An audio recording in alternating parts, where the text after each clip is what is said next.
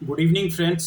इस सेशन के अंदर हम एक बहुत ही कॉमन टॉपिक डिस्कस करने वाले हैं जो कि है लोन से रिलेटेड। बहुत सारे लोग लोन के लिए अप्लाई करते हैं। डिफरेंट तरीके के लोन्स होते हैं। आप जब बैंक जाते हैं तो आपको बताया जाता है कि आप बिजनेस लोन ले सकते हैं या फिर और कोई पर्सनल लोन ले सकते हैं या और तरीके के भी लोन्स होते हैं जिसके लिए आप अप्लाई कर सकते हैं। तो आजकल एक लोन काफ़ी ट्रेंडिंग में चल रहा है जिसको कहते हैं मुद्रा लोन, या फिर आप कहिए प्रधानमंत्री एम्प्लॉयमेंट गारंटी स्कीम के अंडर में जो लोन मिल रहा है जिसमें 35% तक सब्सिडी मिलती है। मतलब 35% जो अमाउंट है उस पर आपको इंटरेस्ट पे नहीं करना होता। ये इसको हम विस्तार से जानेंगे कि किस तरीके से आप लोन के लिए अप्लाई कर सकते हैं और क्या क्या डॉक्यूमेंट्स इसमें रिक्वायर्ड होते हैं और कितना अमाउंट आपको मिल सकता है। अगर आपने इस बार का बजट सुना होगा तो फाइनेंस मिनिस्टर जो श्री निर्मला सीतारमन जी हैं, उन्होंने इस बार के बजट में मुद्रा स्कीम के लोन को की रकम को डबल कर दिया है। पहले 10 लाख रुपए तक मैक्सिमम लिमिट थी इसमें, 50,000 से लेकर के 10 लैक्स तक। अब वो लिमिट को बढ़ा करके 20 लैक्स कर दिया है।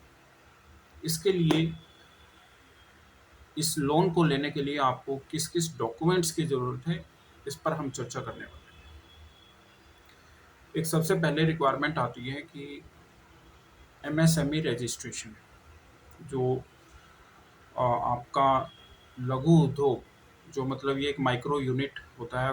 मतलब एक बहुत ही छोटे स्तर पर आप अपना बिजनेस करने जा रहे हैं और इस अनसिक्योर्ड लोन को, जिसके लिए आपको कोई कोलैटरल सिक्योरिटी नहीं देनी होती, कोई आपको डिपॉजिट नहीं करना होता, डायरेक्ट आप जो है बैंक से इस लोन के लिए अप्लाई कर सकते हैं।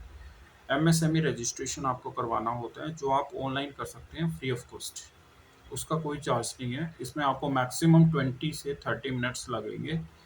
जिन लोगों ने ये एमएसएमई रजिस्ट्रेशन पहले करवा रखा है तो उनको पता है उस चीज़ का। अगर आपने नहीं करवा रखा है तो करीब 15 से 20 कॉलम है जिनको आपको फिल करना होता है, डिटेल्स हैं, और आपको उसमें अपना पर्टिकुलर एड्रेस मेंशन करना होता है कि आपका एड्रेस क्या है, आपका नेम क्या है, आपका अकाउंट नंबर क्या है, आप किस बिज़नेस के लिए लोन ले रहे हैं, कितना लोन लेना चाहते हैं, वो सब चीज़ें। और फ्री ऑफ कॉस्ट आपको एक नंबर मिल जाता है। अगर आप दिल्ली से हैं तो डीएल करके आपको एक नंबर दिया जाएगा और वो आपका रजिस्ट्रेशन सर्टिफिकेट होता है। ये फ्री ऑफ कॉस्ट है, इसका कोई चार्ज नहीं है। आप किसी दूसरे से करवाएंगे तो हो सकता है आपसे कुछ अमाउंट वो चार्ज करें। कैफ़े वगैरह पे आप जाएंगे तो आपसे चार्ज करेंगे। दूसरी हमारी रिक्वायरमेंट इसमें आती है कि आपको एक बैलेंस शीट बना करके देनी होती है। जो फर्स्ट टाइम अप्लाई कर रहे हैं लोग, जिनका अभी बिजनेस स्टार्ट हुआ है, तो उनको एक एस्टिमेटेड और एक प्रोजेक्टेड दो बैलेंस शीट आपको देनी होती हैं। वो आपके पीएमईजीपी जो स्कीम है उसकी साइट पर ही आपको मिल जाएंगे। तो वहाँ से आप चेक कर सकते हैं, देख सकते हैं। अगर आप सर्विस सेक्टर्स में अपना बिजनेस कर रहे हैं या फिर आप मैन्युफैक्चरिंग में कर रहे हैं या आप ट्रेडिंग में कर रहे हैं, जिस भी अ, जिस भी वर्क का आप जो बिजनेस करना चाह रहे हैं उसके रिलेटेड आपको बैलेंस शीट जो है, तो वहाँ पर आपको उसके काफ़ी सारी कॉपीज़ मिल जाएंगी जिनमें से आप जो है अपने अकॉर्डिंग उसमें चेंजेस करके बैलेंस शीट वहाँ से तैयार कर सकते हैं और तमाम लोग वहीं से करते हैं। और ये बैलेंस शीट का भी आपको कोई खर्च नहीं आता। बैलेंस शीट हमने तैयार की तो उसमें कोई खर्च नहीं आया।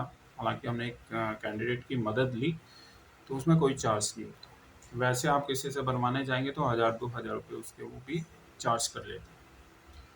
थर्ड चीज़ आती है इसमें कि जो आपका आइडेंटिटी प्रूफ है वो आपको लगाना होगा। फिर एक एड्रेस प्रूफ लगाना होता है और एक मेन चीज़ है इसमें कोटेशन। अगर आप मुद्रा स्कीम के अंडर में लोन अप्लाई कर रहे हैं या पीएमईजीपी के अंडर में आप लोन अप्लाई कर रहे हैं तो आपको ये दिखाना होता है कि आप क्या चीज़ें खरीदना चाहते हैं, आपकी रिक्वायरमेंट क्या है। तो वो एक कोटेशन बनानी होती है आपको गुड्स की, जो चीज़ें आप परचेज करेंगे। तो बैंक को दिखाएंगे कि हाँ हमारी इस तरीके से रिक्वायरमेंट है, ये सब चीज़ें हैं, इनके ये रेट हैं। कोटेशन में, कोटेशन का मतलब यही है कि आप जो आर्टिकल्स खरीदेंगे, खरीदना चाहते हैं जो आइटम्स, तो उनका जो सेलर्स हैं जो मार्केट में जो भी डिस्ट्रीब्यूटर्स हैं, तो उनसे आप एक कोटेशन तैयार करवा सकते हैं। तो प्राइस लिस्ट उसमें आ जाती है और जीएसटी के साथ। तो बैंक उसको वेरीफाई कर लेता है, चेक कर लेता है कि इनकी रिक्वायरमेंट जो है इस अकॉर्डिंग। फिर उसके बाद अ, जो आपका मेन जो चीज़ है, इसमें मेन मुद्दा जो है उसको हम डिस्कस करते हैं कि लोन अमाउंट जो सैंक्शन होती है वो किधर जाएगी, आपके अकाउंट में आएगी या फिर जो आपने कोटेशंस तैयार करवाई हैं उन ट्रेडर्स के अकाउंट्स में जाएगी, जो या फिर मतलब एक नया अकाउंट आपके लिए ओपन होगा। तो इस क्वेश्चन को हम फर्दर एक वीडियो में डिस्कस करेंगे। अभी के लिए इतना ही है कि जो अमाउंट है, ये एक बड़ा क्वेश्चन है कि अमाउंट जो सैंक्शंस करेगा, रिलीज़ करेगा बैंक, वो किसके अकाउंट में जाएगी, इसका एक हम सेपरेट वीडियो बनाएंगे। अभी के लिए हमारे पास हम इस सेशन में यही डिस्कस कर रहे हैं कि सभी डॉक्यूमेंट्स क्या क्या रिक्वायर्ड है।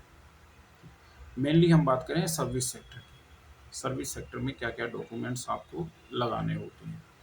तो इस तरीके से आपको आपका जो है प्रॉपर वो तैयार हो जाएगा और वो फाइल आप जो है बैंक में डिपॉजिट कर सकते हैं और उसके भी आप पर 4 से 5 दिन के अंदर आ, जो है वेरीफाई हो जाता है और फिर आपको जो है लोन रिलीज़ किया जाता है बैंक की तरफ से।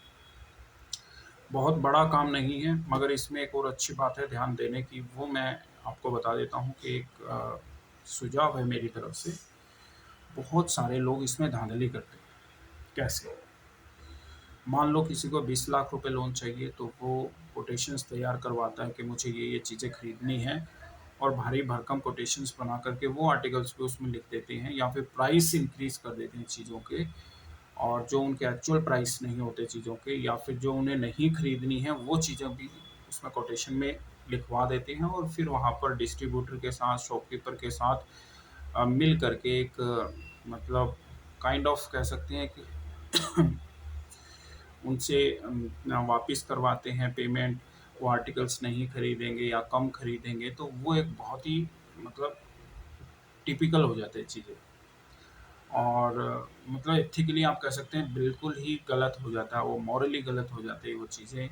आप उधर से भी जो है झूठ बोलते हैं, इधर बैंक को भी झूठ बोलेंगे और हमेशा डरे रहेंगे। ऐसा मत कीजिए। जो भी चीज़ें आपको परचेज़ करनी हो सिर्फ उसी की कोटेशंस तैयार करवाएं।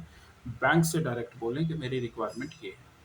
अगर आपको 20 लाख लोन की रिक्वायरमेंट है और उसमें आपको चाहिए कि 10-12 लाख जो है मैं स्पेंड करना चाहता हूँ, कोटेशन तैयार करवाना चाहता हूँ, चीज़ों को, आर्टिकल्स को खरीदना चाहता हूँ, तो वो आप 10 से 12 लाख की बनवाएं।